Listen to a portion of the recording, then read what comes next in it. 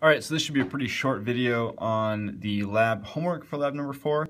The first two questions, you guys have really got to have a handle on this by now. If you do not, then you need to watch the video for lab 4. I talk about this a lot, but yeah, got to have this figured out. Question number 3, I think is a little confusing. So it says when two oxygen atoms combine to form O2, 2 bonds are made between the two atoms. And we've got O with 2 bonds to another oxygen. So let's talk about oxygen really quickly. Oxygen here has 8 electrons. 6 of them are valence. Right, so in the outer shell, 1, 2, 3, 4, 5, 6, 8 total electrons, 2 in the inner shell, 6 in the outer shell. So the question is, what's the easiest way, right, for this oxygen to fill its valence shell, to fill this highest energy orbital? And in this case, from each oxygen, I'm going to share 2 electrons. So these 2 electrons from this oxygen and these 2 electrons from this oxygen will share with each of the other oxygen atoms. And since we have 2 electrons being shared here, 2 electrons being shared here, we consider that to be a double bond. If we go back to the lab, where we were drawing the picture of that chloromethane, we said that, let's just go ahead and draw it out here. Each one of these covalent bonds, right, so this was our picture that we drew. Each one of these covalent bonds represents a sharing of electrons, and it's a sharing of 2 electrons per bond. So in this case, I'm going to share 4 electrons, and that's why we're going to call that a double bond. This last part, I'll let you guys struggle through that. It's pretty straightforward, I think, but this would really show us if you understand what's going on in this lab. All right, the last page is this CER claim evidence reasoning chart. And what I've done here is I've actually written out some answers for you guys. So I know that we struggle with these, and I want to help you with that process. So the claim here on the left says the first shell, and if you're trying to just read this right now, shame on you. I'm going to cover that up. We'll get there, okay? So over here it says the first shell in an atom can house up to 2 electrons, the second up to 8, and the third up to 8. The evidence is there are large dips between the first ionization energy of helium and lithium, neon and sodium, and argon and potassium. And so what that's referring to, right, is this table here, where I've got these large dips in ionization energy.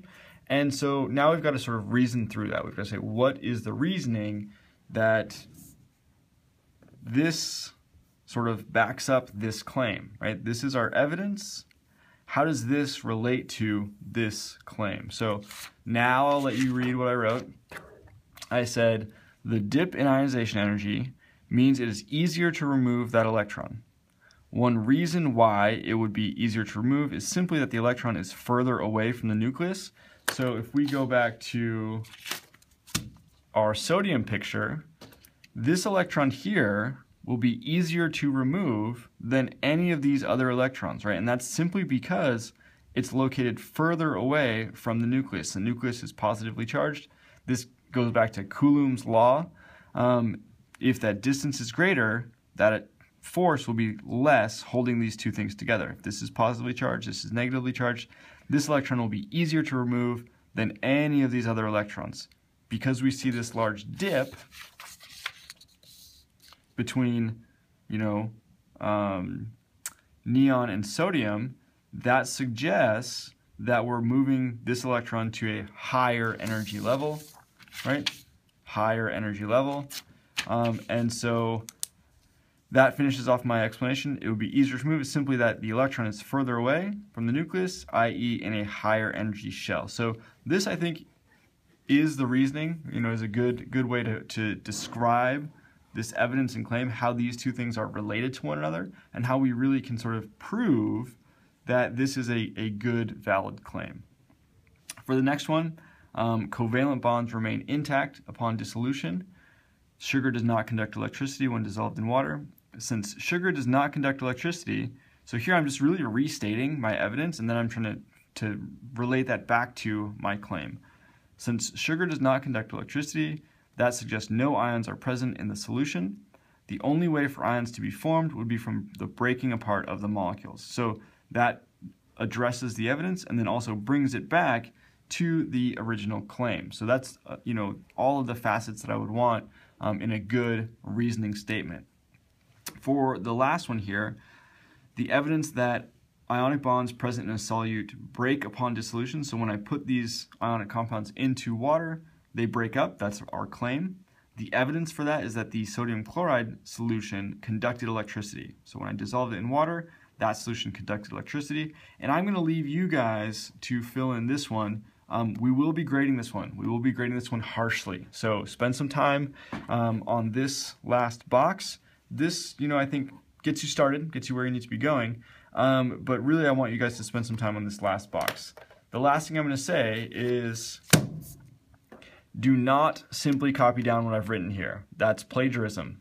You cannot do that. You need to rewrite these in your own words, okay? So don't just copy it down.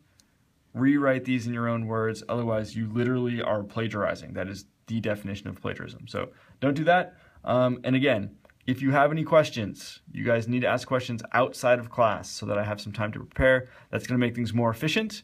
I'm all about efficiency, and that's going to really help us out. All right.